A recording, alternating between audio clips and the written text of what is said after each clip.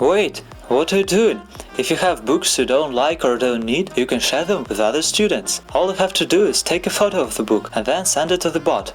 BookRound gives your books a second life and helps to protect our planet. Neural networks will recognize your book by its cover and upload it to the database. You can choose to give the book away for free, lend it or sell it. What can be easier than just taking a photo? If you need to find a book, write to the bot and ask what you wanna find. The bot will search the database showing the results from your university first.